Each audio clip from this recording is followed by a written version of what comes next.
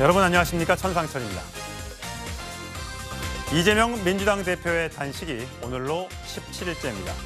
김기현 국민의힘 대표는 SNS로 단식 중단을 요청하면서 여야 대표 회담을 제안했지만 박홍원 민주당 원내대표는 정부 여당에서 한 사람도 안 왔다, 이런 정권은 없었다, 이렇게 날을 세웠습니다. 저는 잠시 후에 돌아와 정치권 소식부터 전하겠습니다.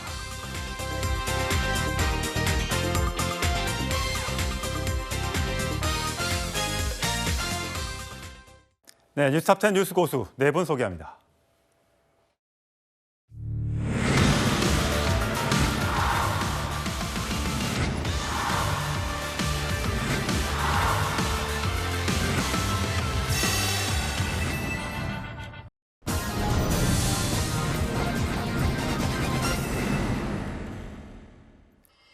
네, 단식 농성 17일째를 맞이한 이재명 민주당 대표의 건강 상태가 점점 안 좋아지고 있는 것으로 알려졌습니다.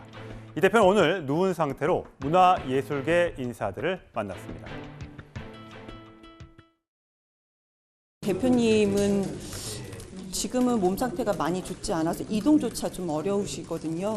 이제 한 시인께서 문화예술계가 지금 많이 걱정이라고 합니다. 유인촌 장관이 이제 다시 기한이 돼서 걱정이다, 이런 말씀으로 시작을 해주셨습니다. 가장 마지막 대표님의 발언은 미안합니다, 이렇게 말씀을 주시니까 다들 아니다, 저희가 더 강하게 싸웠어야 되는데 부족했다. 지금 이 정부는 대놓고 언론과 문화예술계를 짓밟았더니 더욱더 걱정이다. 그리고 여당 대표라는 분께서 특정 가수를 찍어 공격하고 언론도 모조리 다 파괴하려고 해서 걱정이다, 이런 말씀 주셨습니다. 네, 이재명 대표, 국민의힘 김기현 대표의 발언을 비판한 건데요. 자, 여당 대표라는 사람이 특정 가수를 찍어서 공격한다. 이 정부는 대놓고 언론과 문화예술계를 다 짓밟아대고 있다, 이렇게 얘기했는데 오늘 비공개로 문화예술계 인사를 만났습니다. 문화예술계 블랙리스트가 다시 우려된다. 대표님 건강이 가장 걱정된다.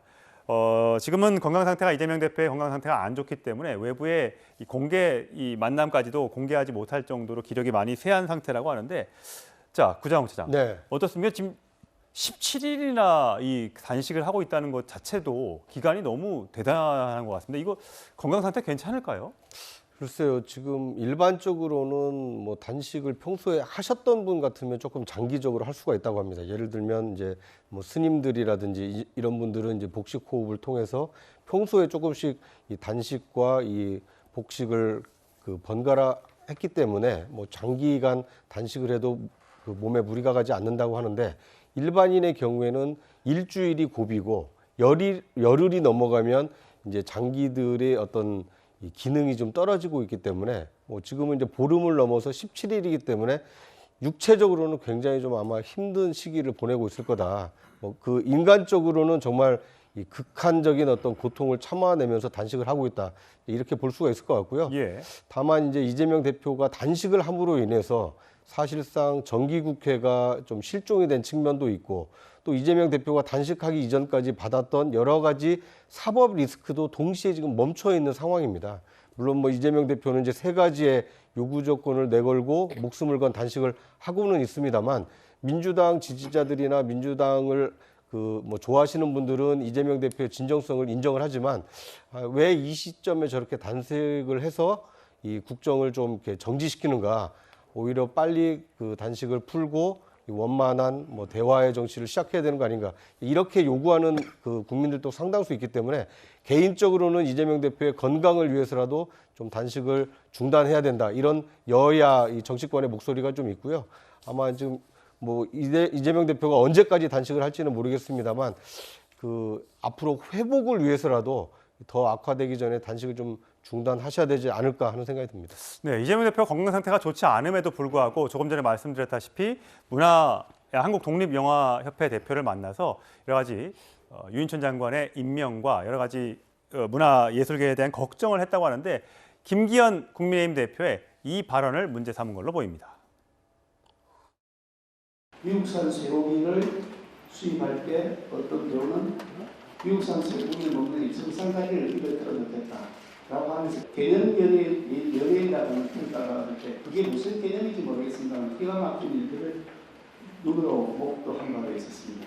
최근에는 또 어떤 그 밴드 이 멤버가 그 후쿠시마 오염 처리수 방류 후에 지옥이 생긴다 그렇게 얘기하는 것을 듣고 또 개념 정치인가 이렇게 얘기하는데 개념 없는 개념 정치인이 너무 많은 거 아닌가 기가 막힌 일입니다. 자, 서정욱 변호사님 어떻습니까? 저 김기현 정치인인데 특정 연예인을 지목해서 개념 없는 연예인이다 이렇게 이제 비판한 것에 대해서 일각에서는 우려의 목소리도 있습니다. 어떻게 들으셨어요? 뭐 제가 보기에 그 연예인은요 상당히 공인입니다. 그렇다면 이게 그 말의 무게감을 좀 가지고 책임감을 이렇게 가지고 신중하게 발언해야 돼요. 연예인이 이제 가짜 뉴스를 퍼뜨리면요 그 해악이 엄청납니다. 옛날에 김규리 씨가요 차라리 이제 그 광우병 그 사태 때 차라리 이제 청산가리를 먹겠다 했죠. 근데 그 후에 미국에서 아마 햄버거 있잖아요. 이렇게 사진이 나와버렸잖아요. 얼마나 이제 이중적입니까? 근데 이번에 김윤아 씨도요 옛날에 2016년에 오사카에서 그때 그 먹방을 했어요. 근데 2011년에는 진짜 처리 안 된 핵폐수가 이게 그대로 놓잖아요. 근데 2016년에는 오사카에서 먹방을 하면서 갑자기 이번에 지옥 같다. 뭐 방사능 비가 어떻다. 이러니까 얼마나 이게 이중적이고 이게 말이 안 되잖아요. 이것 때문에 진짜 연예인 말을 믿고 진짜 이게 지옥이나 방사능 비처럼 이게 심각하게 생각하는 사람이 있을 수 있거든요. 따라서는 김기현 대표의 그 김윤아 씨 공격은 상당히 정당한 발언이다. 이렇게 보고요. 여기서 이제 그 이재명 대표요. 단식 17일인데 지금도 이게 끈끈마다 이게 정부를 비판하고 있잖아요. 예. 전 납득이 안 돼요. 제가 이게 과거 역사를 찾아봤더니 YS가 23일이 아니에요. 8일 만에 병원에 가가지고 링거를 꽂고 있은 거예요. 실제 단식은 8일입니다. 그다음에 DJ도 봤어요. 찾아보니까 8일 만에 병원에 실려가서 5일 더 병원에서 해서 13일이고요. 황교안 대표 8일, 그다음에 김성태 원내대표 8일, 그다음에 이정현 대표 7일. 이 말하기 7, 8일이 인간의 한계입니다. 근데 지금 제가 비하하는 게 아니고 17일 동안 단식하면서도 사사건건 정부를 비판할 힘이 남아있다는 게 전 도저히 납득이 안 돼요. 예, 뭐 본인이 직접 얘기한 건 아니고 이제 대변인을 통해서 여러 가지 비판적 메시지를 내고 있는 것인데, 자 아무래도 건강이 제일 걱정이라서 오늘 민주당이 긴급 토요일인데도 비상 의원총회를 열었습니다. 단식을 중단해 줄 것을 아마 요구할 걸로 보이는데 그 장면 보고 오시죠. 병원에서 더 계속 하셔도 된다고 하면 그 의지를 보이시고 아니면 목숨은 살리셔야죠.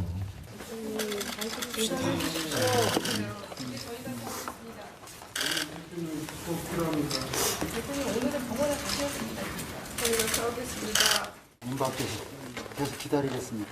오늘 중으로는 병원으로 가시는 걸로 마음을 결정해 주시면 고맙겠습니다. 이재명 대표의 단식이 17일 차입니다. 이제 건강이 극도로 악화돼서 한계 상황에 와 있다는 그런 판단이 듭니다. 의료진도 이미 입원을 권고하는 소견을 여러 차례 밝히고 있는 상황입니다. 대통령실이나 정부나 여당이나 어느 한 사람 당대표의 단식장에 와서 걱정하는 일을 본 적이 없습니다. 우리는 역사에 이런 정부를, 이런 정권을 단 한 차례도 본 적이 없습니다. 예, 근데 이재명 대표는 병원에 실려가더라도 단식을 가겠다. 뭐 그제 발언입니다만 아직까지 이 생각에는 변함이 없는 것 같습니다.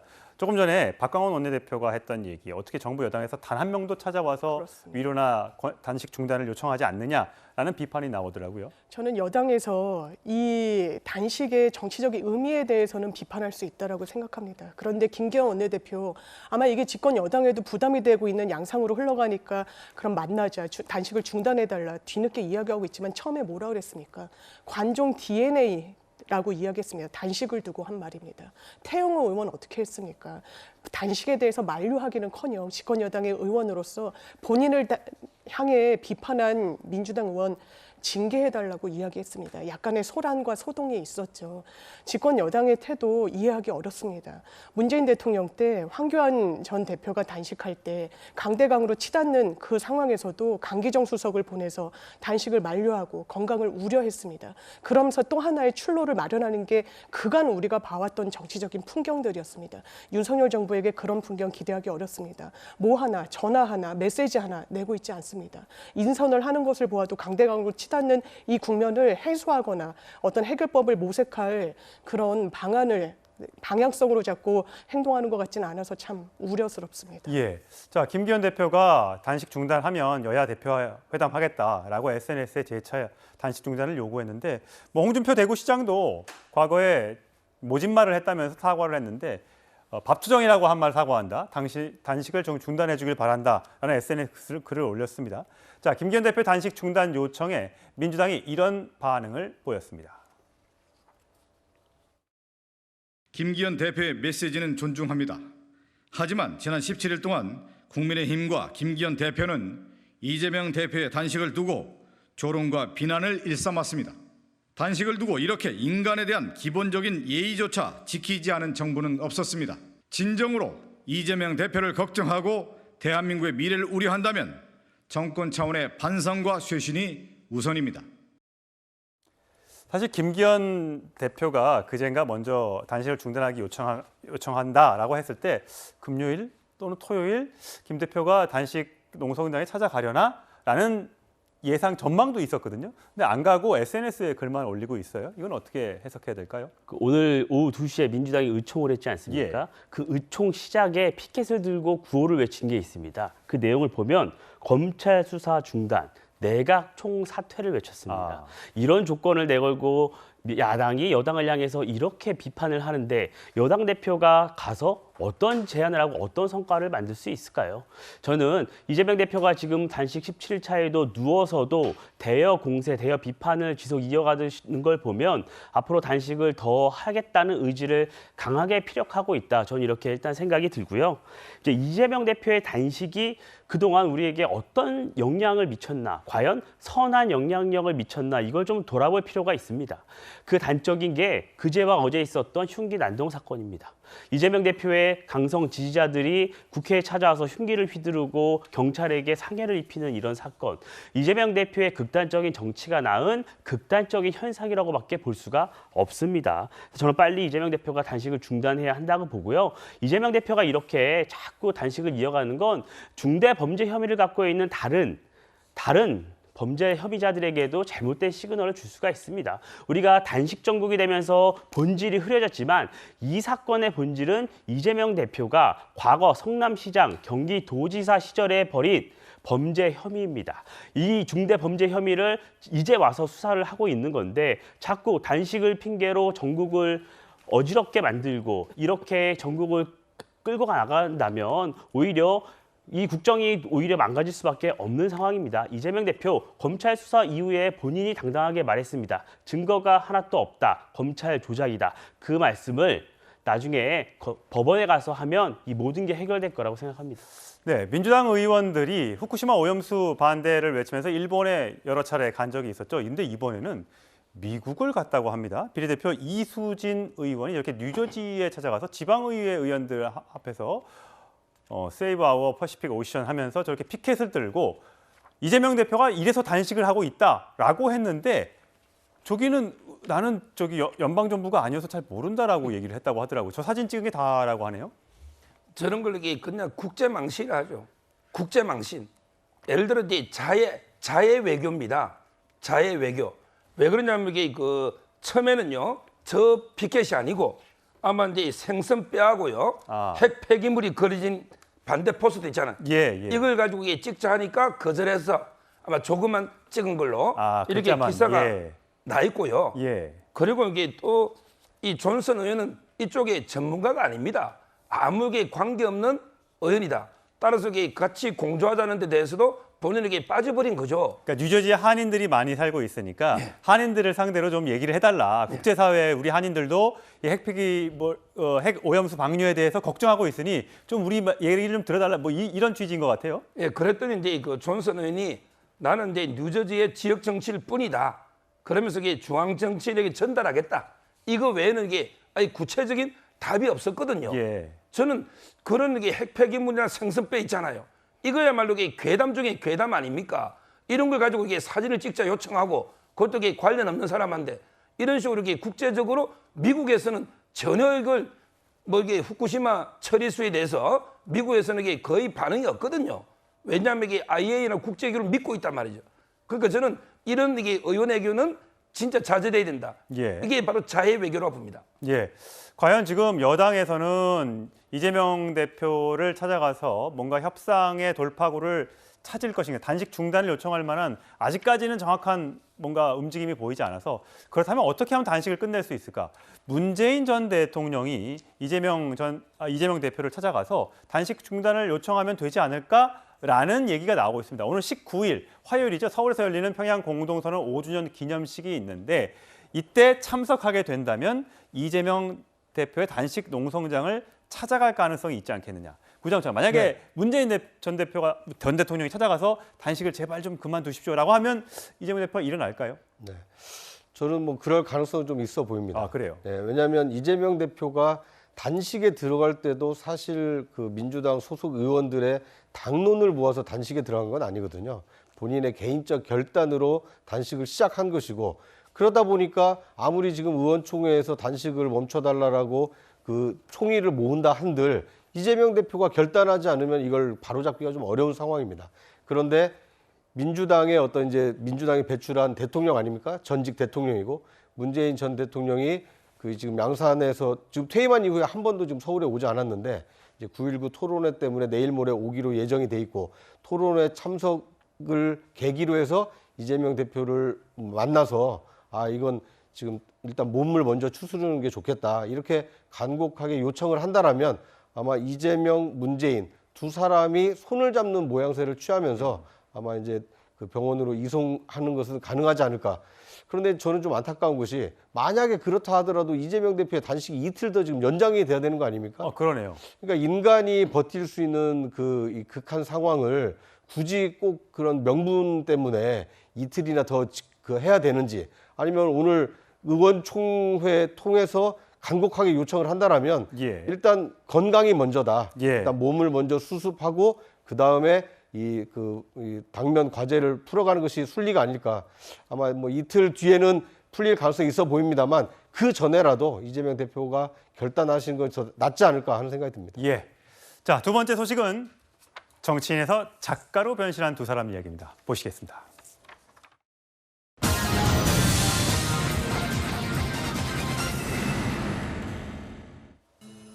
네, 제목을 제가 박사 조국의 네메시스란 거는 이따가 다시 설명을 드리겠는데 이 북콘서트 등을 통해서 지지자들과 만남을 계속 이어가고 있는 조국 전 장관. 이번에 유시민 전 노무현재단 이사장과 만났습니다. 어떤 대화를 나눴는지 한번 들어보시죠.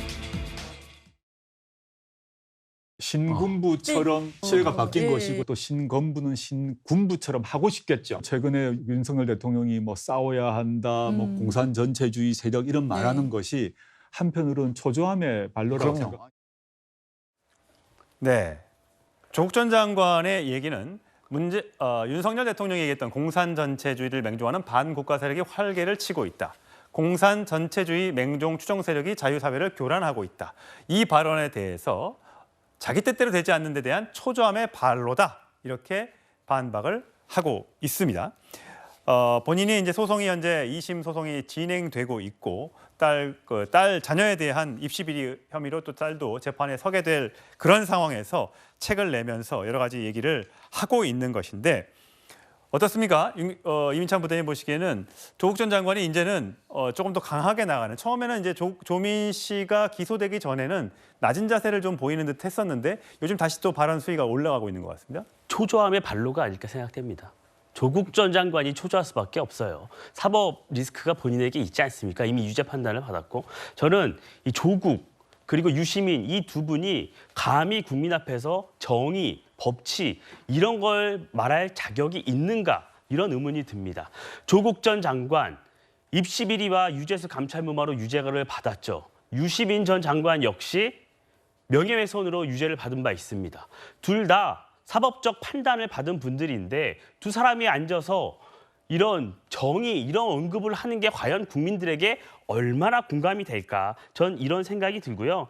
이 조국 전 장관이 과거에 책을 냈을 때를 한번 돌이켜 생각을 해보면 상당한 반향이 일어났습니다. 많은 민주당 진영 의원들이 찾아가고 서로 사진도 찍으려고 하고 토크 콘서트에 뭐 민주당 엄청나게 몰려가지 않았습니까? 근데 지금 어떻죠? 지금은 민주당 의원 보이지도 않습니다. 이 반향 자체가 없다. 국민들에게 공감 능력을 불러일으키지 못하고 있다는 거예요. 저는 조국 전 장관이 지금 저렇게 현 정부를 비판하고 있을 수가 없는 분입니다. 왜냐? 문재인 정부 5년 만에 끝나는데 가장 크게 기여한 분입니다. 그런 죄가 있는데 어떻게 본인이 사법 리스크를 끝나지도 않았는데 저렇게 현 정부를 비판하고 있을 수 있겠습니까? 저는 조국 전 장관에게 말씀드리고 싶은 건 대법원 확정 판결이 날 때까지 조금 자중하시라 이런 말씀드립니다. 예. 자, 조국 전 장관 또 이런 발언도 내왔는데 아까 저희가 제목에 소개시켰던 네메시스 발언이 여기서 나옵니다. 들어보시죠. 지금 우리나라 검찰이 숭배하고 있는 것은 이제 네메시스죠. 검찰이 모든 권력기관 중에서 제일 위에 선 거죠. 네, 압도적 우위에 있는 그리고 거죠. 검찰이 모든 권력기관 위에 군림하는 권력기관이 됐다. 이게 지금 네. 우리 조 박사의 진단이에요. 윤석열 정부가 들어서고 난 뒤에 주요한 차관급에는 다 네. 검사 출신을 다 넣었습니다. 즉 검사 출신 차관급을 통해서 장관급 인사를 모두 통제할 수 있다는 것이고 윤석열 정부 하에서 검찰 권력이 뭐 최고조로 달하고 있고 그 위력, 위압감 이게 뭐 최고조죠. 저는 그렇게 오래 갈 수 있을 것인가라고 생각하지는 않고 있습니다. 최고조로 오랐을 때가 가장 최후의 절정기일 것이라 생각하고 이게 다음 이제 민주정부가 들어서게 되면 그 검찰개혁의 강도와 범위가 훨씬 더 세질 것 같습니다. 예. 자, 네메시스 얘기를 신은 네메시스를 얘기하면서 저는 맨 마지막 발언에 주목이 되는데요. 다음 민주정부가 들어서게 되면 검찰개혁의 강도와 범위가 훨씬 더 세질 것이다. 사실 조국 전 법무부 장관이 법무부 장관을 임명하면서부터 시작된 게 검찰개혁이었지 않습니까? 근데 결국은 시작도 못하고 좌초가 됐단 말이죠. 근데 다음 민주정부 또 정권이 바뀌면 반드시 개혁한다. 이제 이런 뜻으로 보여요? 먼저 이제 그 네메시스는요. 예. 우리 이제 그리스 신화에 보면 그 복수의 화신, 아, 복수의 화신 이런 이제 그 신이거든요. 근데 보세요. 유시민에 대해서 그 수사했죠. 근데 그게 복수를 한 게 아니에요. 유시민 전 장관이요. 작가를 하죠. 이분이 그 가짜뉴스를 퍼뜨린 거죠. 검찰이 노무현 재단 계좌를 봤는데 내 계좌도 봤을 것이다. 이런 게 가짜뉴스 때문에 벌금이 500만 나왔잖아요. 여기에 무슨 복수가 있습니까? 그다음에 조국 장관도 마찬가지예요. 그때 오히려 조국 장관 할 때 윤석열 중앙지검장이 되고 총장이 됐잖아요. 조국 장관한테 개인적인 원한이 있어 수사한 게 아니에요. 그때 언론에서 먼저 조국 장관의 아들, 딸 여러 가지 문제를 보도했고 그때 이제 검찰은 어쩔 수 없이 여론 때문에 수사를 한 거 아닙니까? 오히려 저는 충정심에서 했다 봐요. 조국 장관 임명하면 안 된다. 이런 충정심. 여기 복수가 없는 거죠. 따라서 이제 그 네메시스 복수를 운운하는 건 이게 문제고요. 그다음에 팩트 중에 지금 이게 주요 부처의 차관급이 다 검사 출신이다. 이게 저는 납득이 안 돼요. 물론 이제 법무부는 당연히 검사가 올 수 있죠. 예. 법무부는 또 이게 권익 있는 법조인이 갑니다. 그 외에는 제가 보기에 외교부, 국방 다 이게 봐도 이게 검사 출신이 주요 부처의 차관이 다 맞습니까? 제가 다 확인 안 해봤지만 거의 아니잖아요. 이런 게 팩트가 아닌 걸 지금 이게 공개하고 있고 또 이게 조국 장관은 제가 알기로 아마 이게 총선 안 나간답니다. 총선 안 나고 이게 대선에 지켜간다. 본인에게 대선에 지켜간다. 이거 개인적인 생각이시죠? 아니 들은 얘기. 들은 조국 얘기. 후배한테 스크래 예. 설법대 후배한테 따라서 이제 본인은 그런 얘기 했겠죠. 지금 이게 재판이 진행 중이니까 현실적으로 이게 총선은 힘들 거예요. 다만 이게 재판이 끝나면 대선에는 뜻이 있다고. 그런 게 서클 후배 제 설법대 선배죠. 저 들은 얘기입니다. 예, 장 변호사님. 네. 그 여당에서는 또 그런 얘기도 하더라고요. 이게 지금 복수 얘기하고 그다음에 보복이다, 정치 보복이다 여러 가지 얘기를 하고 있는데 사실 지난 정부에서 있었던 적폐청산이라는 것도 오히려 그것이 더 보복이다라는 주장을 여권 내에서 하고 있습니다. 어떠세요? 조국 전 장관과 유시민 전 장관의 나눴던 대화. 여기에 대해서 국민들이 공감할 걸로 보시는지. 일단 말씀 주신 대로 적폐 청산과 관련해서도 여권 내부에서는 이 부분과 관련해서 뭔가 통합이나 더 포용을 하는 방향으로 가지 못했던 점에 대한 자기 반성의 목소리가 나오는 것도 사실인 것 같습니다. 그렇다면 지금 국면에 대해서 평가할 때 네메시스라는 복수의 신을 소환하는 것이 대단히 어색한지 그렇지 않아 보입니다. 왜냐하면 이 정부 들어서 수사 어떻게 했습니까? 지금 뭐 통계청 수사도 그 진위를 봐야 되겠지만 서해 공무원 피살 사건 그리고 어떤 그 어부들 북송 사건 다 전 정권을 겨냥한 수사에 정치적 의도 없었다고 이야기할 수 있겠습니까? 지금 이 수사들 다 어떻게 되고 있습니까? 허지부지 용두사미로 되고 있지 않았습니까? 이 과정을 저는 정치인들이 아닌 국민들이 지켜보고 계셨다는데 방점을 찍어야 된다고 생각합니다. 어떤 권력도 국민을 이기는 권력은 없습니다. 검찰이 정치적으로 중립성을 제대로 견지하면서 수사하고 있는 것인가에 대해서 물음표가 쳐지는 부분들이 지금도 현재 진행형으로 있습니다. 그렇기 때문에 차기 민주정부가 들어서게 되면 검찰개혁이 더 힘을 받지 않겠느냐라는 전망, 저는 고개가 끄덕여지는 부분이 있습니다. 예. 자, 조국 전 장관 과연 정치의 뜻이 있을지 없을지 그거는 본인만 알 수 있을 것 같습니다. 자, 다음 주제로 가겠습니다.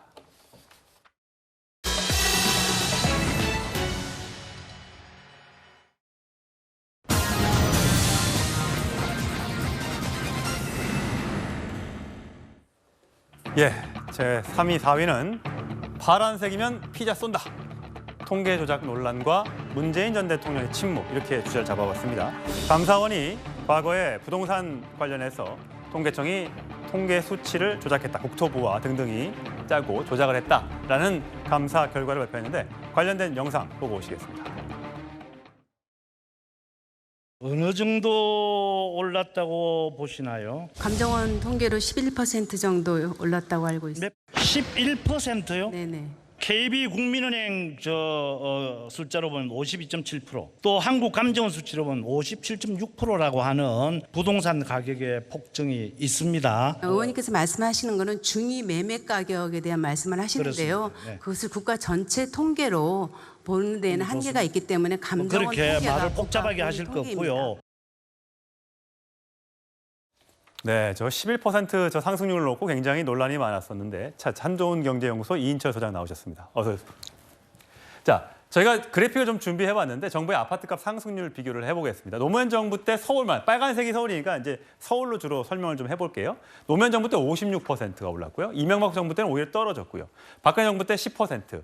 아까 김현미 장관은 11% 정도 상승했다라고 했었는데 문재인 정부 5년 동안은 61%가 올랐습니다. 자, 이게 감사원이 감사를 한 결과 통계의 오류, 조작이 있었다라고 본 겁니까? 그렇습니다. 감사원의 감사 결과는 통계 조작으로 국민의 눈과 귀를 가렸다라고 이제 요약할 수 있는데요. 이전 정부의 아킬레스건은 부동산입니다. 예. 부동산 대책을 무려 27번 내놨는데 한 달 걸러 2달에 한 번꼴로 내놨어요. 이러다 보니 국토부 산하에 있는 부동산원이 발표하는 주간 아파트값 동향이 민감할 수밖에 없습니다. 예. 청와대에서는 매주 관련자들이 모여서 대책회의가 있었어요. 야, 이번 주 아파트값이 올랐다. 그러면 갑자기 공포 분위기가 조성이 되고요. 아파트값이 내렸다. 야, 이번엔 피자 쏠게. 라면서 분위기가 반전됐다는 겁니다. 예. 사실은 이제 주택 통계와 같은 부동산 정책은 국토부의 고유 권한입니다. 그럼에도 불구하고 청와대의 입김이 워낙 강했기 때문에 사실 당시에 이 국토부에 있는 주택 정책과 최고의 엘리트들이지만 당시만큼은 꺼리는 그 부서를 가고 싶지 않다. 하도 이제 청와대가 원하는 수치가 나오지 않으면 나오도록 굉장히 실무자까지 고강도 압박을 했기 때문에 좀 기피 부서로 좀 알려졌다라는 게 지금 드러나고 있습니다. 예, 그렇군요. 그러니까 당시 청와대에 가면 서울 지도가 쫙 펼쳐져 있고 각 구마다 이제 빨간색이냐 파란색이냐 우리 주가 올라가는 게 이제 상승이냐 하락이냐 보듯이 그걸 보고 올라간 게 있으면 뭐 그게 많으면 그게 거의 뭐 천당이고 또 반대로 그러니까 파란색이 많으면 천당이고 반대로 빨간색이 많으면 거의 지옥과 같은 분위기였다라는 거잖아요. 맞습니다. 근데 이게 통계라는 거를 어떻게 하면 이게 조작을 할 수 있는 겁니까? 맞습니다. 이 수법도 사실 굉장히 충격적이에요. 그리고 감사원은 일단 청와대가 주도를 하고 있고 그리고 작성 중인 통계를 미리 받아봤다? 이건 통계법 위반입니다. 그리고 통계 숫자가 불리하면 관련 부서를 압박했다는 거예요. 하물며 국토부에 있는 과장이 부동산원의 원장을 불러다가 협조 안 하면 조직, 예산 날려버리겠다라고 서슴지 않게 얘기를 했다는 겁니다. 이 조작된 통계다 보니까 27번의 정책이 나왔지만 27전 27패였습니다. 잘못된 진단 때문에 처방이 잘못됐다라는 거죠. 더 이제 안타까운 건 사실은 이전 정부는 집값만큼은 자신 있다라고 공언했거든요. 당시에 이걸 믿고 집사하지 않았었던 사람들은 갑자기 벼락 거지가 돼버렸어요. 이걸 이제 믿지 않고 영끌했던 사람들은 오히려 자산이 더 축적이 돼서 자산 격차가 더 벌어졌습니다. 그러니까 잘못된 진단과 처방 때문에 19%밖에 안 올랐다라고 하는데 그걸 믿을 국민이 얼마나 될까요? 61% 올랐다라고 하는데 우리 집은 2배 올랐는데요? 라고 얘기하시는 분이 더 많다는 겁니다. 그렇군요.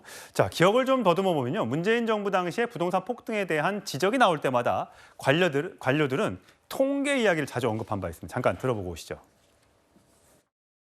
정부의 유일한 공식 통계인 한국감정원 자료에 의하면 특히 주간 자료에 의하면 8월 달에 들어와서 실제 가격 어떤 안정세가 강화되고 있다는 것을 확인할 수가 있고요. 서울 같은 경우에는 감정원 통계로 0.01%가 된 게 한 4, 5주 정도 되고 특히 강남 4구 같은 데는 한 4, 5주 정도 지금 0.00% 그러니까 상승세가 멈춘 상태입니다. 예, 상승세가 멈춘 상태다. 자, 과연 감사원이 어떤 근거를 토대로 이렇게 그 통계 조작에 의심하게 됐느냐? 결정적인 증거는 문자와 카톡이라는 저희가 제목을 달아봤는데 2021년 6월이었습니다. 직원 여러 명이 있는 채팅방에 국토부 고위직이 차관님 생각은 이 정권의 명운이 주택가격 동향 조사에 달려있다. 지금도 오르는데 2배로 올리면 현 정부는 실패한 정부가 된다라고 하면서 여러 가지 예산 압박과 등등을 통해서 정부를 이 통계를 내는 데를 압박을 했다는 그런 내용입니다. 그런데요, 저희가 뭐 여러 가지 부동산 지표들이 굉장히 많지 않습니까? 요즘 민간에서도 뭐 KB은행에서도 하고요. 그다음 부동산 114에서 뭐 매주 매달 여러 자료가 나오는데 저렇게 국토부에서 나오는 자료만 바꾼다고 해서 사람들이 여기는 왜 올랐고 여기는 떨어졌지? 이렇게 생각하지 않겠습니까? 맞습니다. 지금 이제 야당이 이제 주장하고 있는 것도 보면 사실 국토부 산하에 있는 부동산원은 당연히 인사권과 조직 예산권을 국토부가 이제 쥐고 있기 때문에 데이터는 정부의 요청에 의해서 조작하라고 하면 조작할 수밖에 없는 상황입니다. 사실 이제 부동산원과 KB국민은행 조사 표본 수 방법이 조금 다릅니다. 부동산원은 전국에 있는 3만 2천여 개.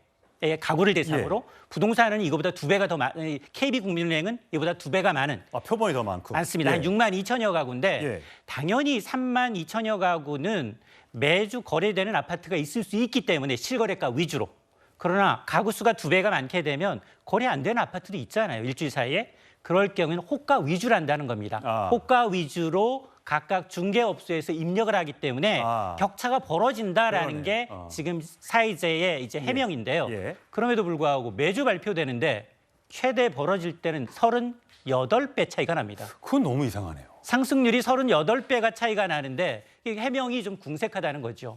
자, 그러다 보니까 이게 물론 이제 그 감사원의 감사 결과이기 때문에 이에 다시 이제 검찰로 넘어가서 이제 수사를 해야 되겠는데 정말 이제 성역 없는 수사로 이게 통계 조작인지 아니면 정말 현 정부의 감사 조작인지 낱낱이 밝혀져야지 부동산 때문에 정말로 억울한 게 이제 좀 피해를 보신 분들이 워낙 많기 때문에 좀 낱낱이 좀 밝혀져야겠습니다. 서 변호사님.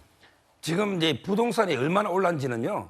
국민이 체감으로 먼저 압니다. 통계 안 봐도 본인에게 집을 사보고 전세를 옮겨보고 하면 얼마나 올랐는지 느낌으로 이게 더 정확하다 이래 보이고요. 지금 이게 그 법적으로 제가 재판할 때요. 이혼할 때 아파트가 있으면 이게 5대5로 나누게 되잖아요. 대부분 KB국민은행을 합니다. 이게 훨씬 더 신뢰성이 있다는 거죠. KB국민은행이 감정원을 하는 거 제가 본 적이 없어요. 그만큼 이게 민간 통계가 더 정확하게 반영한다. 이렇게 보이고요. 법적으로 저는 마지막에 이런 범죄가 어떤 죄냐? 이거는 이제 그 직권 남용이면서 또 이제 업무방해가 되는 거죠. 회사에. 그러면서 이게 조금 전에 우리 이인철 소장님도 말씀했지만 통계법을 이야기했는데 통계법에 통계를 하는데 관여하는 자체가 3년의 징역에 처한다. 이게 엄청난 중범죄입니다. 예. 자, 장 변호사님. 네. 민주당에서는 반응이 이렇게 나오더라고요. 감사원 결과가 조작 감사다. 또 전 정부를 표적한 그 감사다라고 얘기하고 있는데 그렇게 지금 보고 있는 겁니까? 그렇습니다. 실제로 이 어떤 압박이 있었거나 그 당시에 문재인 정부의 굉장한 현안이었다는 사실은 부인할 수 없습니다. 예. 관련한 기사를 보더라도 이 압박했다는 게 이 일주일 단위로 관계자들이 모두 모여서 아까같이 등락에 따라서 희비가 엇갈렸었다는 건데 그것이 주요한 현안으로 다뤘다는 것이지 압박의 결정적인 근거가 되는 건 아닙니다. 그렇다면 통계를 어떻게 통계청에서 내고 있느냐. 여러 단위들이 같이 전문가들이 참여해서 내기 때문에 이 국토부 공무원 한두 명이 뭔가 압박을 넣는다고 해서 통계 자체가 조작될 구조가 아니라는 주장하고 있는 것이고요. 또 아까 말씀이 나왔습니다만 여러 기관에서 부동산 값을 다 지표를 각각의 나름대로의 어떤 그 지표를 가지고 내고 있는 상황이었습니다. 그래서 정부 산하 기관에서 낸다라고 해서 그것이 올랐다 내렸다의 아주 객관적인 가치로 기능하지 않는 그런 상황이고 다른 지표랑 격차가 있고 이러면 이걸 다 통틀어서 국민들이 받아들이게 마련인데 이렇게 조작할 동인이 없었다는 점. 그렇기 때문에 이게 혹시 또 정치적인 수사가 아닌지 우려하고 있는 것 같습니다. 인주선님 아까 피자 얘기했었는데 그래서 만약에 통계 수치를 청와대가 원하는 대로 바꿔주면 피자를 쏘긴 쏘답니까? 쏘지는 않았다고 합니다. 그런데 우리가 아마 지난달 최근에 중국이 청년 실업률 발표를 갑자기 중단했어요. 맞아요. 예.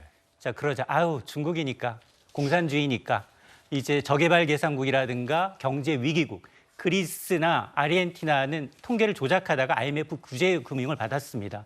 우리나라는 통계 선진국이에요. 굉장히 민감한 통계는 3단계로 발표합니다.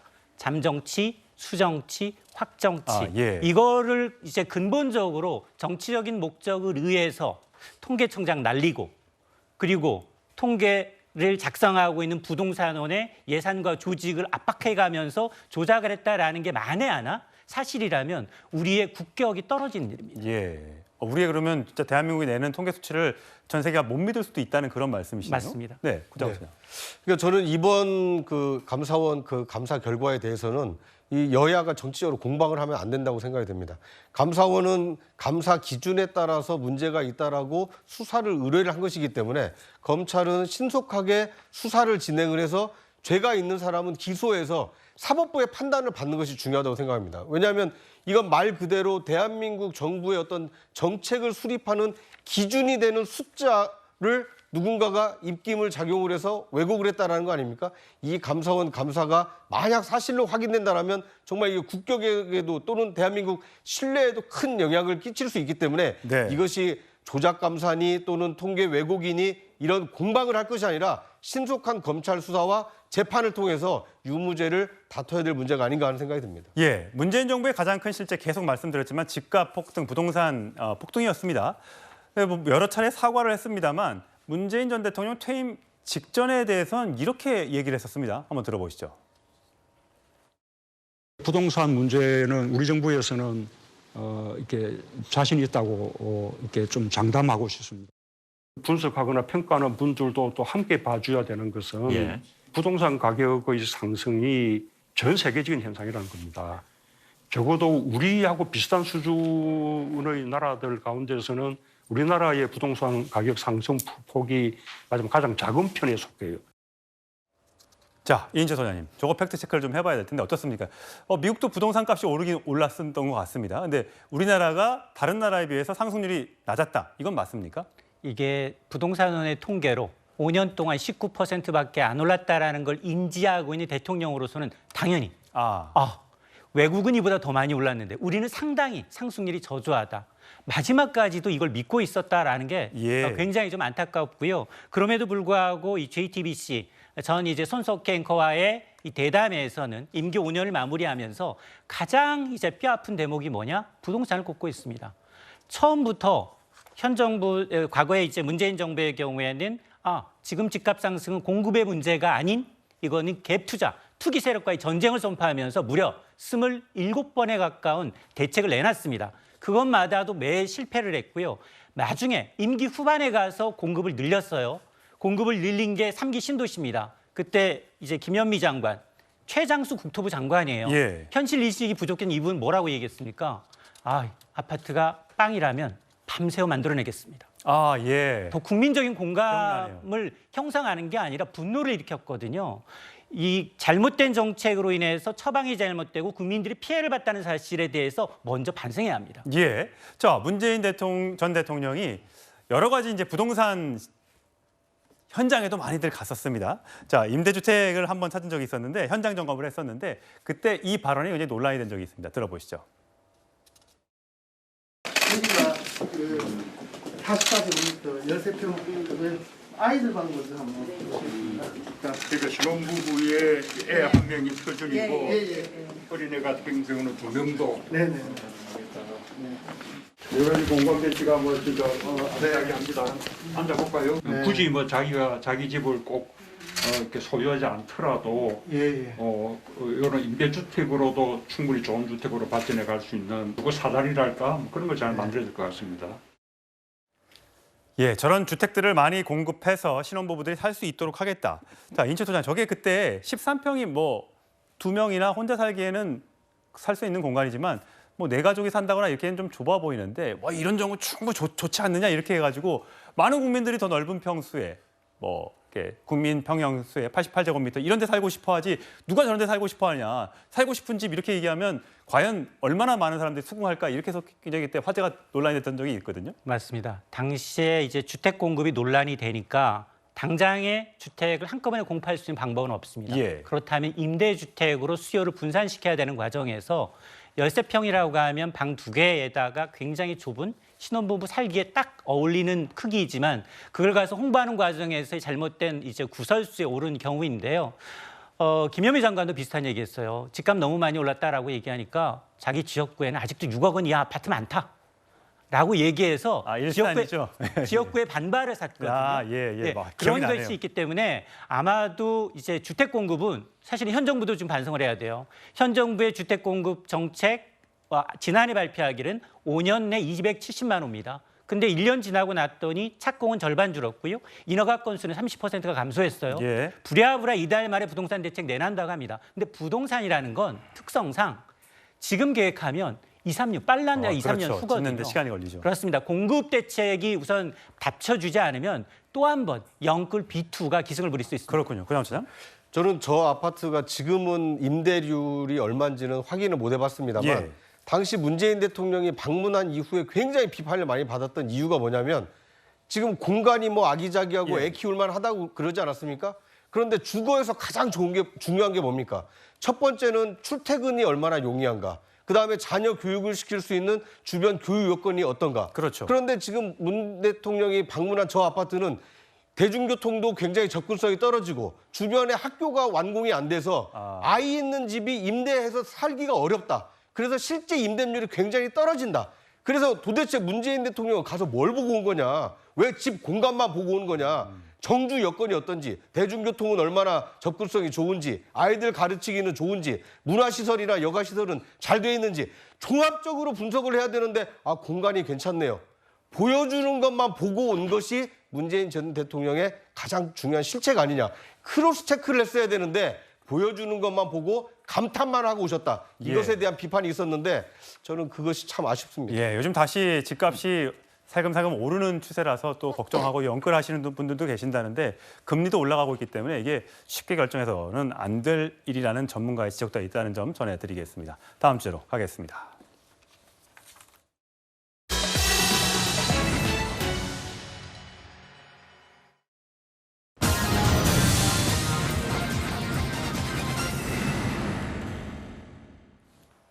네, 김정은 북한 국무위원장이 러시아를 방문한 지 오늘로 벌써 7일째입니다. 내일만 되면 김정은의 해외 순방 중 최장 기간을 아마 기록하게 될 걸로 보입니다.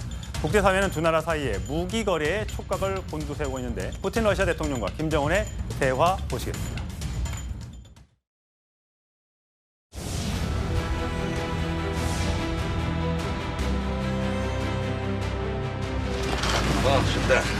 말씀하신 그래픽에 나갑니다. 화분석에서도 우리를 초청해주고 같이 한 대중들을 감사드립니다. Спасибо, что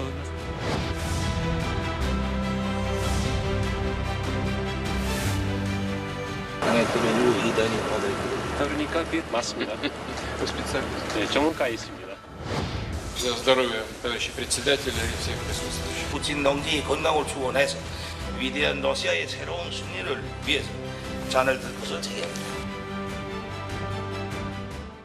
네, 북한 문제 다뤄보기 위해서 아산정책연구원 연구위원 양옥 연구위원 나오십니다. 어서 오세요. 네, 안녕하십니까. 자, 지금 김정은이 계속해서 무기 투어를 하고 있다, 군수공장을 다니고 있다라고 하고 있는데요. 러시아 항공기 공장을 방문했고 또 그레비치 군 비행장을 방문했는데 오늘 눈에 띄는 장면이 있다면서요? 어디를 간 겁니까? 예, 그 꼼소몰스크 나아무레라는 지역에 네. 항공기 공장이 있습니다. 예. 여기에 그 유리 가가리라는 전투기 공장이 있는데 여기서 이제 수호이 35라고 하고 이게 이제 사실 재래식 4세대 전투기 중에서는 가장 최신 기종. 그다음에 소위 5세대 전투기, 스텔스 전투기에 해당하는 수호이 57. 네.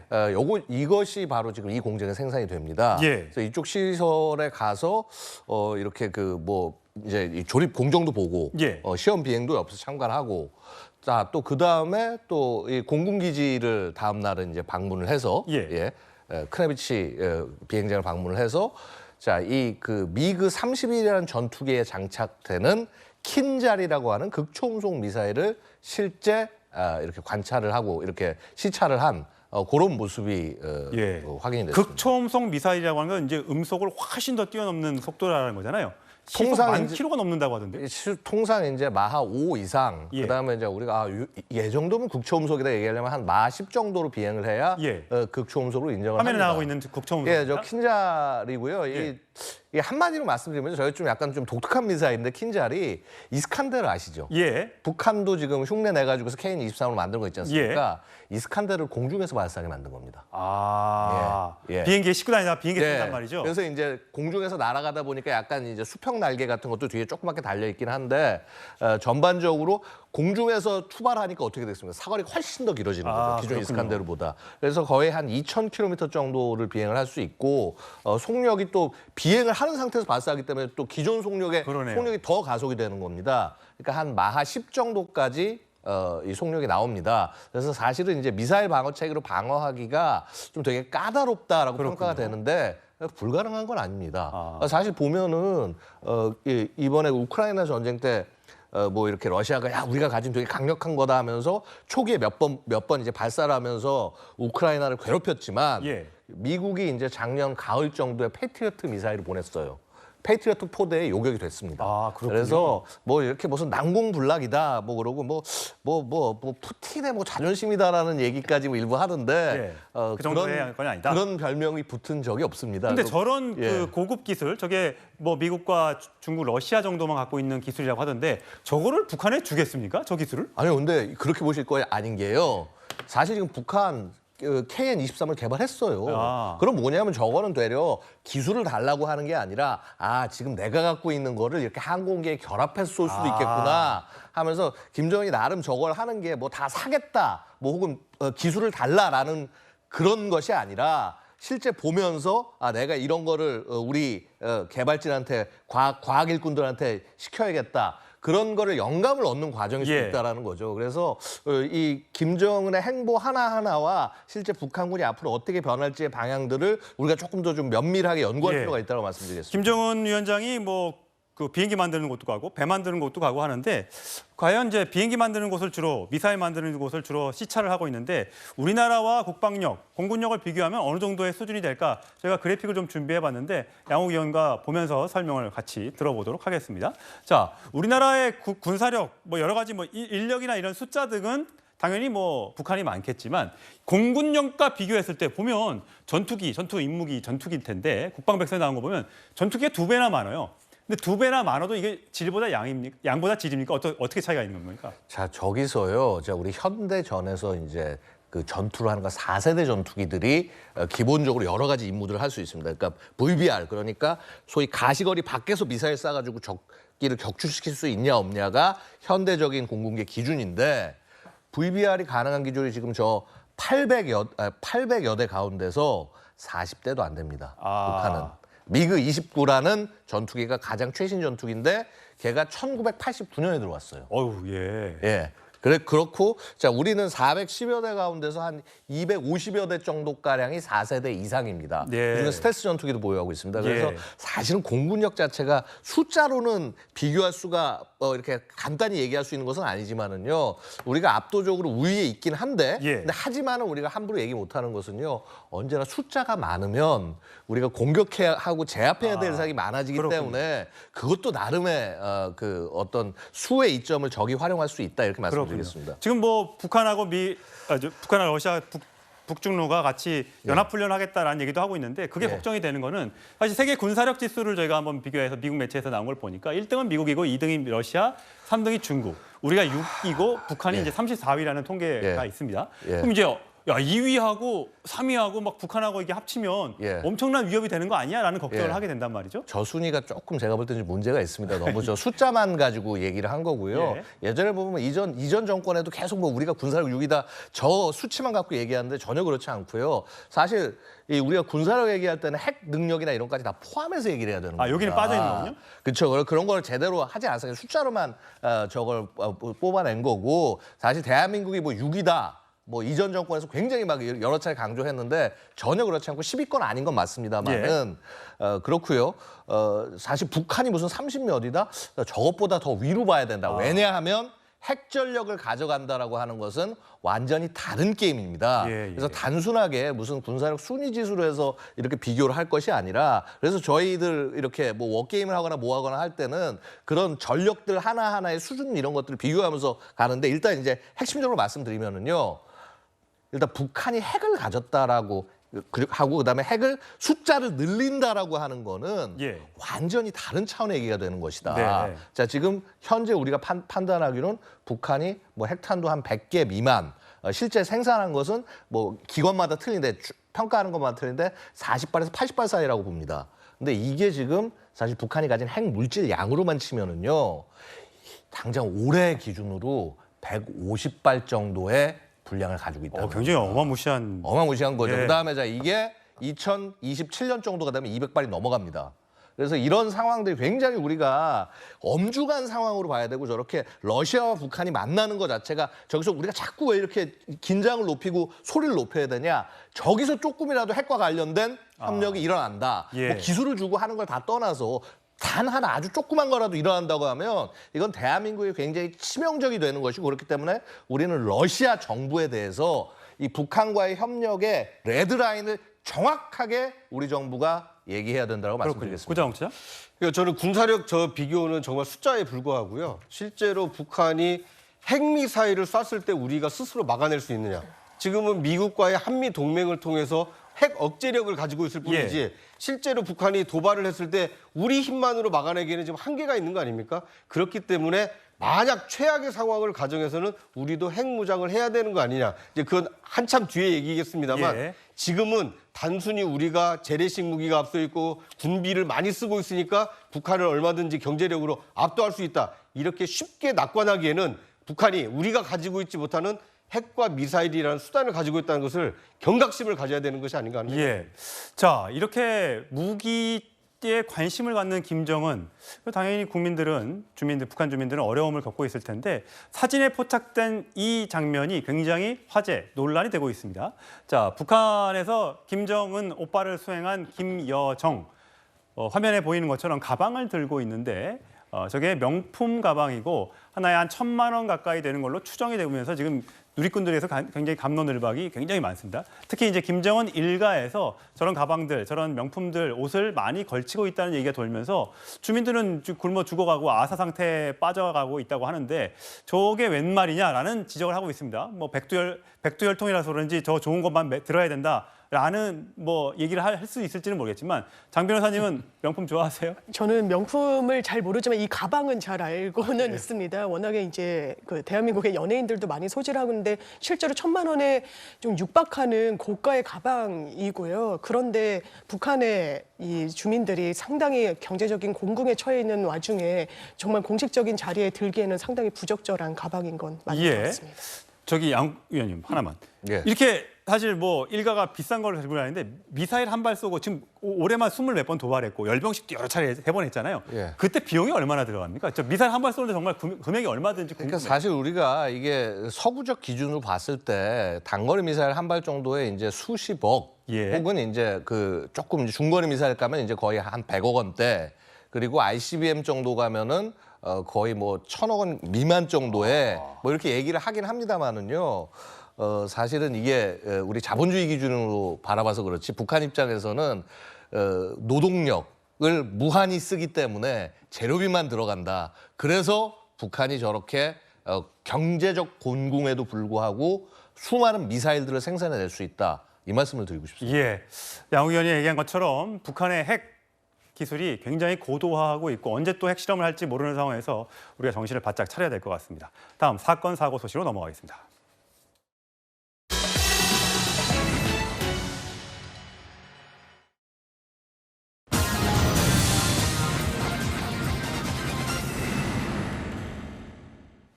자, 지금 이 시각부터는 승재원 한국형사법무정책연구원 박사와 함께하겠습니다. 자, 두 건의 강력 사고가 한국과 미국에서 각각 일어났습니다. 흉기 살해 그리고 독극물.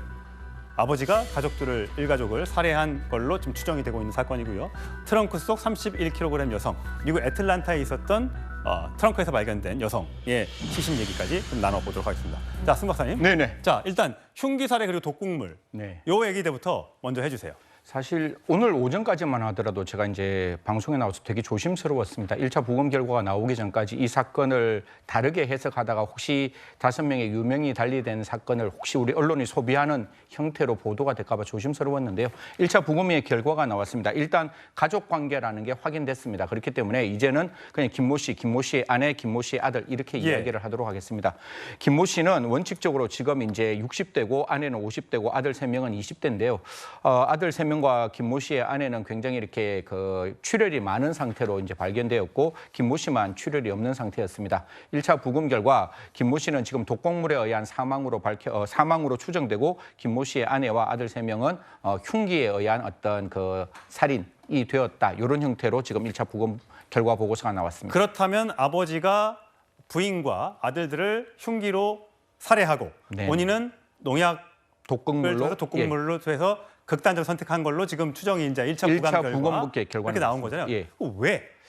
왜 이유가 뭡니까? 뭐 지금 저 밑에 김모 씨 밑에 우리 저 자막에도 나오다시피 성범죄 혐의로 입건된 상태라고 하는데요. 예. 사실 그 성범죄가 다른 마을에 있는 여성과의 관계에서 성범죄를 일으켰다고 하는데 사실 그러면 집안의 불화가 없을 수는 없지 않겠습니까? 물론 이 부분도 관련자들의 어떤 정언이라든가 기타 이렇게 요 휴대폰이라든가 기타 이런 내용들을 좀 포렌식을 통해서 확인을 해야 되고 지금 저 성범죄가 어떠한 혐의인지는 정확하게 나오지 않았지만 그게 언제 발생했는지 또 집에서 어떠한 논의가 있었는지는 차후 이렇게 포렌식을 통해서 좀 살펴봐야 되지 않을까 말씀드리겠습니다. 예. 자, 동네가 20가구밖에 안 되는 굉장히 작은 마을입니다. 그래서 일가족이 그러면 저렇게 극단적인 선택을 하고 가족들을 다 죽인 저 아버지가 어떤 사람일까 굉장히 궁금해서 저희가 주민들의 목소리를 들어봤습니다. 깜짝 놀랐잖아. 애들은 조금 많이 살뜰하게 돌봤어요? 그렇죠. 지혜들이 뭔가 다 갖다주고 금력이나 하죠. 장애인이고 밖에는 나오지 않지. 저 엄마가 장애인이고 애들은 겨울에는 미로도 되고 나는 그 어려운 점 있으면 도와주고 그렇게 살았는데 더 없어서 살게 내가 생각했었는데.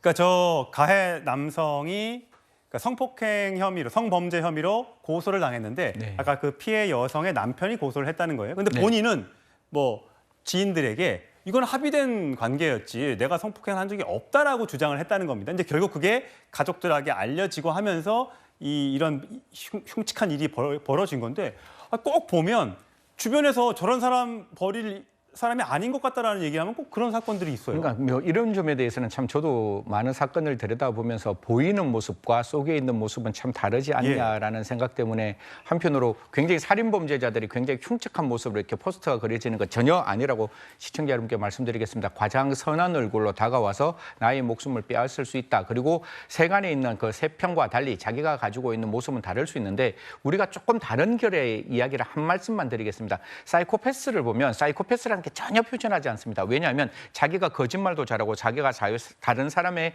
어떤 성격을 조정할 수 있는 능력이 있기 때문에 그런 경우가 없어서 지금도 물론 제가 봤을 때 왜 제가 약간 이렇게 거칠게 말씀을 드리는가 하면 일가족 4명을 살해한 사람입니다. 그렇죠. 물론 지금 그 사람이 독극물로 인해서 자기 스스로의 목숨을 끊었기 때문에 공소권 없음으로 소송은 종결되겠지만 4명의 생명을 빼앗아간 어떤 사람의 모습으로는 주위 사람들에게 너무나 다른 모습을 보이지 않았느냐 이렇게 말씀드리겠습니다. 예, 다음 사건도 하나 더 짚어보죠. 아까 말씀드렸다시피 지난 12일이죠. 미국 애틀란타에서 위치한 한국시 찜질방 인근에서 여성 시신 하나 나왔는데 트렁크에서 발견됐는데 네네. 몸무게가 31kg였답니다. 70파운드 정도 되니까 약 31.2kg 정도 되는 몸무게인데요. 20대에서 30대 정도로 추정되는 여성의 몸무게가 30kg라고 생각해 보십시오. 굉장히 오랫동안 지속적으로 고문을 이렇게 어떤 강제적인 어떤 그 음식을 먹지 않는 거와 더불어 저는 약간의 어떤 신체적 가학도 있었다고 생각을 하는데요. 그런 상황에서 이 피해 여성이 사망하고 시간도 꽤나 지난 상태에서 지금 저 자동차 트렁크 뒤에서 이제 발견됐다고 하는데 특정 종교 집단과 관련된 모습이고 또 한인들과 관련된 모습이라서 정말 참 무섭다. 이게 대한민국 영역 내에서 발생하지 않았지만 대한민국 영역 내에서도 언제나 이러한 어떤 사이버 상의 종교 때문에 시민들이 피해를 입을 수 있다. 이 점에 대해서 경각심을 가져야 한다. 이런 말씀 드리겠습니다. 저 피해 여성이 한국에서 저 종교 단체와 관련된 어떤 일을 하기 위해서 미국에 갔었고 네. 그 간 게 6월 달이고 네. 사망 시점 8월 달이니까 2달 정도에 무슨 일이 있었는데 네네. 그게 이제 한인 이제 맞습니다. 시민권자지만 우리 한국 사람들과 뭐가 있었다는 거잖아요. 그렇죠. 제가 조금 들어봤는데 군인들이라고 하는 어떤 신흥 종교 집단인가 봐요. 그래서 제가 아까 사이버라고 이야기했는 게 한국에서 이제 그 사람들을 만날 수는 없는 거잖아요. 그냥 사이버 안에서 이 사람들과 커뮤니케이션을 하면서 그 종교에 이제 심층 빠져들어가는 게 아닌가 싶은데 사이버 안에 있는 사이비 종교일 수가 있다는 거죠. 예. 그렇기 때문에 이런 부분에 대해서는 굉장히 좀 조심해야 한다는 말씀까지 함께 드리고 특히 코로나19에 우리가 가장 많이 접하고 있는 게 온라인에서의 커뮤니케이션이니까요. 그런 부분에 대해서도 굉장히 신중하게 접근해야 되고 저는 우리 뉴스탑10에서는 블로우 처리했는데 조금 마음이 좀 답답합니다. 저걸 왜 블로우 처리를 할 수밖에 없었는지. 미국에서는 저거 다 그냥 사진 그냥 다 보이는 거죠. 왜 우리는 이걸 해야 되죠? 그러니까요. 이 부분이 저는 되게 답답하고 되게 화가 나는 건데 제가 미국에 오래 있지는 않았지만 워싱턴 주가 있습니다. 워싱턴 주와 LA 주에서는 저런 경우에 있어서 전부 다 신상 공개가 될 수 있는 방법인데 우리나라 안에서만 또 저렇게 신상 공개를 했다가 혹시 명예훼손죄로 고소당할 가능성이 있어서 저렇게 하는데요. 우리나라도 좀 적극적으로 신상 공개가 되었으면 좋겠다는 말씀 드리겠습니다. 그렇군요. 자, 다음은 9번째 소식입니다.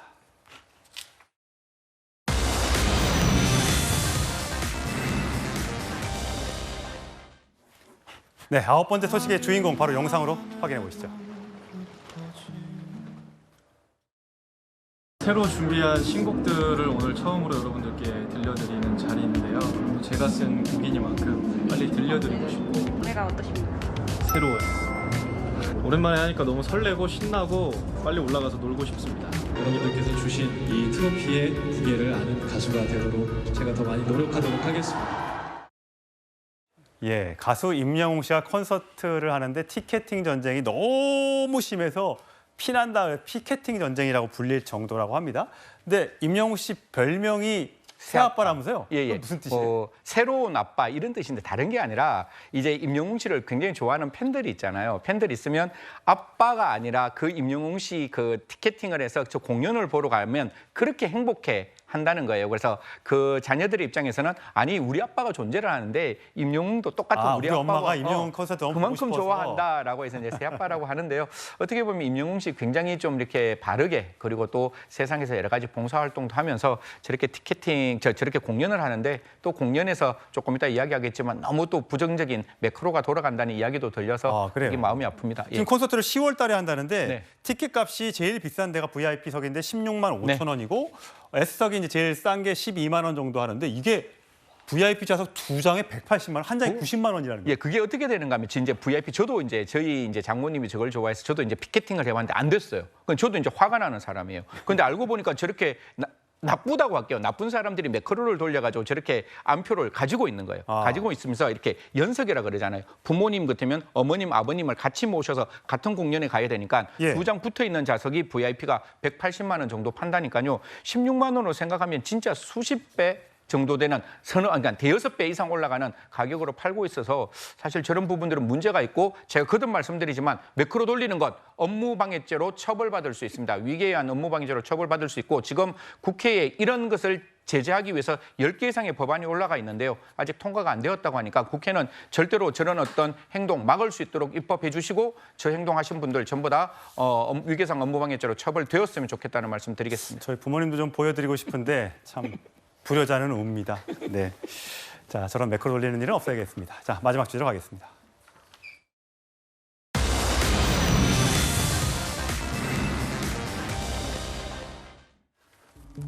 예, 모델 출신 배우 배정남 씨가 조국 전 법무부 장관의 신간 사진을 SNS에 올렸습니다. 나 이런 책도 읽은 사람이야. 이런 걸 좀 말하고 싶었을까요? 2,000개 넘는 댓글이 달렸는데요. 왜 정치색을 드러내려고 하느냐? 그럼 연예인은 그럼 책도 골라봐야 하느냐? 뭐 이런 갑론을박이 이렇게 이어지고 있습니다. 배 씨가 화가 났는지 이렇게 써놨습니다. 아따 책 잼나네요. 아니 책도 마음대로 못 봅니까? 공산당도 아니고 참말로 좀 볼게 예? 이렇게 썼습니다.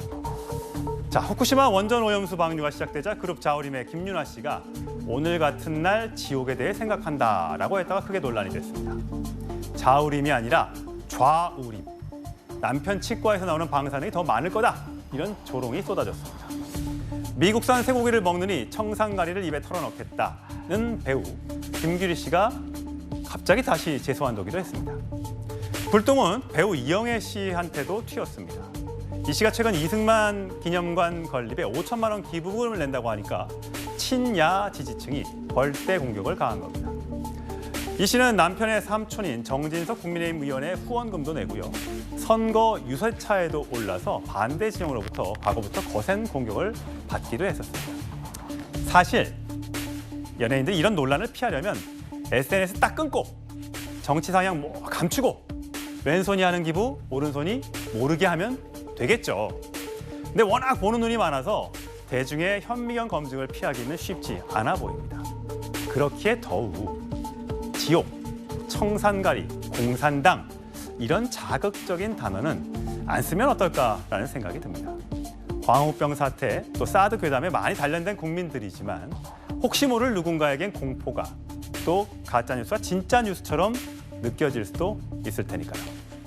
뉴스톱 때 마치겠습니다. 저는 내일 다시 오겠습니다. 고맙습니다.